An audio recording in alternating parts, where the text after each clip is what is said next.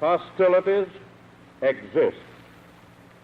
There is no blinking at the fact that our people, our territory, and our interests are in grave danger.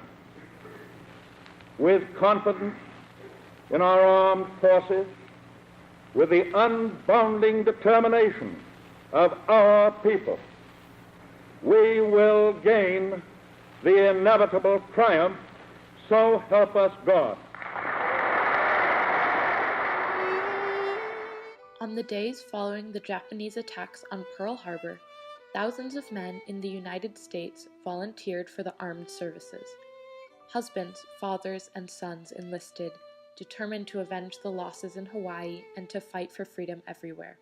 However, everyone was affected in this push to support the United States and democracy around the world.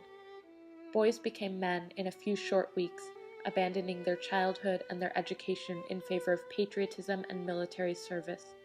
Wives, mothers, and daughters saw the men in their life leave, unsure of whether or not they would return. They faced a conflict.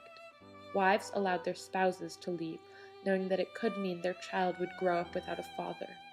Mothers let their sons enlist even before they had completed secondary school. Families across the nation compromised their individual futures to fight for the future of democracy around the world.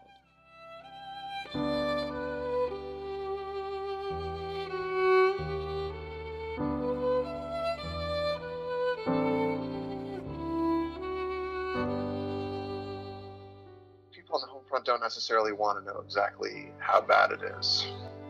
And so in a lot of conflicts, and I think that's true in World War II, and it was true in the Civil War, and I think to a large degree it's true now, people on the home front often have a kind of blissful ignorance of what the actual fighting is like. You don't want to think about it too hard, because what you might think about would be really disturbing. Stuff wasn't talked about too much, and there was no TV either, so, to see what things were, and it wasn't discussed a lot about anything. Emily Kendrick was just 3 years old when the United States entered the war. She has no recollection of her father until after 1944. He was overseas. Her mother worked hard to take care of her and her two sisters.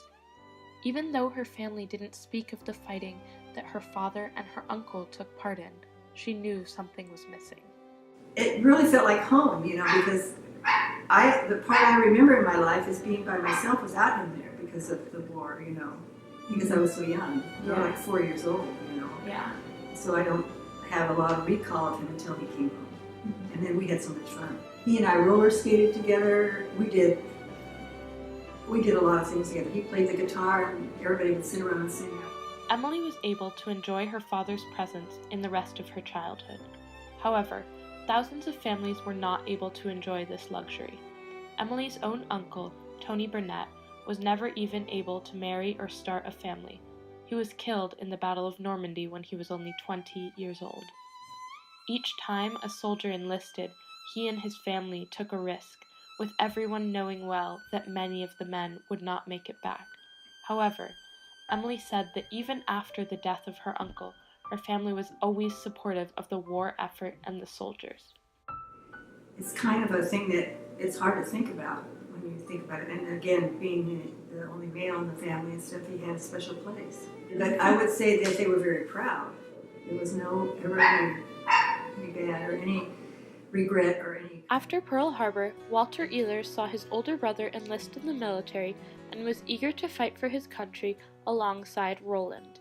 However, he was too young to enlist on his own, so he made his mother a promise. I went back home and got my mother and dad together, and my dad said he'd signed, but my mother looked me square in the eye and she said, "Son," she says, "I'll only sign on one condition. You promise to be a Christian soldier." So I told her, well, I was a little bit taken back, but I said, "I'll do my very best."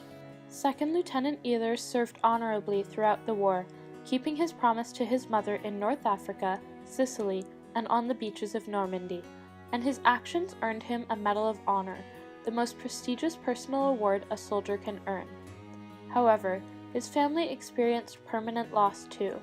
His brother Roland, who Walter called his hero, was killed on Omaha Beach. For the rest of the war, 2nd Lieutenant Ehlers continued to carry out his tasks to ensure that his brother's death had done something for the world as a whole. Although the majority of people on the home front supported the war effort, sacrifices made took a toll on many families.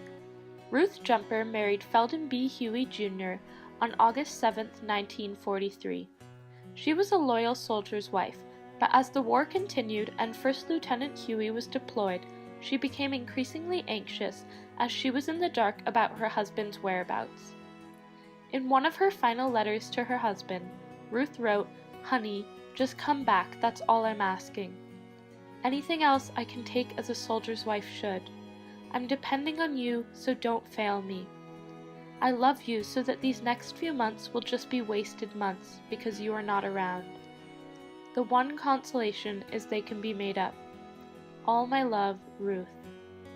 However, this letter was written on July 17, 1944, almost a month after her husband's death in Normandy, France, on June 23rd.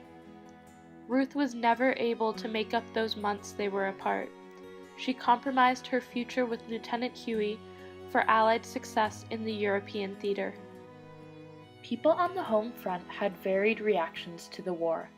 After Alida Sullivan's 5 sons were all killed aboard the USS Juno during the Battle of Guadalcanal, she became a nationally recognized figure. She joined the United Servicemen's Organization to help improve the lives of the troops, and spoke to over 1 million factory workers, hoping that their work would bring the war to an end sooner. Even while struggling with the loss of her children, she put the war effort first because she knew that full American support would lead to more American boys being sent home sooner. Other famous war mothers, such as the mother of the Nyland brothers, 3 of whom were all reported missing on the same day, and Esther McCabe, who had 11 sons in the military, encouraged people nationwide to think of the greater good when sacrificing a future with their loved ones. There were some mothers, however, who ardently protested the war. The Mothers Movement, made up by the National Legion of Mothers of America, the Mothers of Sons Forum, and the National Blue Star Mothers, was a short-lived but far-reaching group of mothers who have been nearly erased from history. They had a strong desire to keep their sons out of combat and protested the entire war for other reasons, and by 1941, their movement had over 4 million supporters. However, the movement lost steam when it became clear that the leaders of the movement were, above all else, fervent supporters of Hitler and his anti-Semitic plan.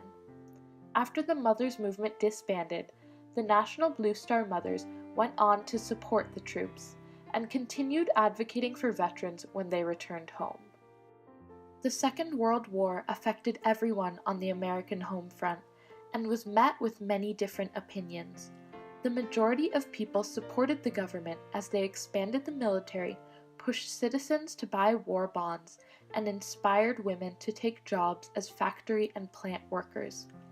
There were groups, however, who objected to the war as a whole.